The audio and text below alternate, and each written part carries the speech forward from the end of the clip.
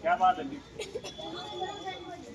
अच्छा एक बात बताओ, कितने लोग पहले से आशु भैया को जानते थे?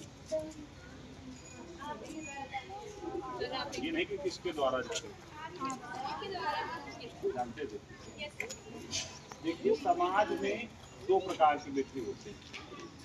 एक होते हैं जो केवल स्वयं के लिए होते हैं, आप समझ में आ रहे हैं?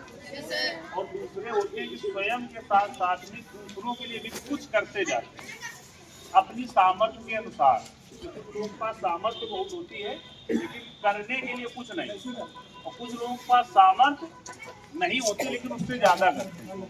वही काम आप लोग देख रहे हो जैसे हमारी टीम के द्वारा किया जा रहा है। अब आप मान के चलिए कि शाम को 4 से 6 2 घंटे की क्लास चलती है, रेगुलर 3 टीचर इसमें रहते हैं रेगुलर।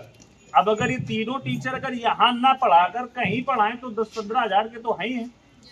मेरी हालत में अगर 20-25 बच्चे भी पढ़ा लेंगे तो 300 रुपए तो एक बच्चे का मिलता है।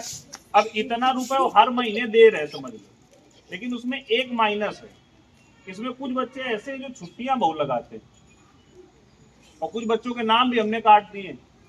अब 1 जनवरी से जो कंप्यूटर की क्लास चलेगी वो भी निःशुल्क है, लेकिन 1 जनवरी के बाद आप लोग ये मान के चलिए कि अगर महीने में 2 छुट्टियां भी हुई तो फिर आप चाहे गार्जियन को लिवा के लाओ चाहे जिसको लिवा के लाओ, एडमिशन आपका नहीं होगा। आप जाओ जहाँ पैसा दे के पढ़ो जाके, फिर पढ़ाएंगे नहीं हम, वैल्यू सामने आएगी। ठीक, नाम कटने के बाद फिर आप चाहे 500 दो चाहे 5000 दो, नाम लिखा नहीं जाएगा। ये चीज 1 जनवरी से नोट कर दो कि जिस दिन से आपकी कंप्यूटर क्लास भी इसी में इंक्लूड हो जाएगी इसके साथ में, तो भी छुट्टियां नहीं लगानी। भाई छुट्टियां लगाने से मामला है ना कि हम लोग पढ़ा रहे हैं, आप छुट्टियां लगा रहे हो, आपका रिजल्ट आएगा नहीं तो बाद में ये होगा कि वहाँ पढ़ाई नहीं हुई। जबकि आप देखते हो कि पढ़ाई में कोई कसर यहाँ कोई टीचर नहीं करता। अगर वो क्लास में आया है, बोर्ड में है, तो फिर बोर्ड में पढ़ा रहा है। इसमें मेहनत आपको भी करनी है। जैसा अभी गोविंद भैया ने बताया, आशु भैया ने बताया कि जब आप कुछ बन जाओ तो बनने के बाद कुछ काम समाज के लिए भी करना सीखो, जितना कर सको।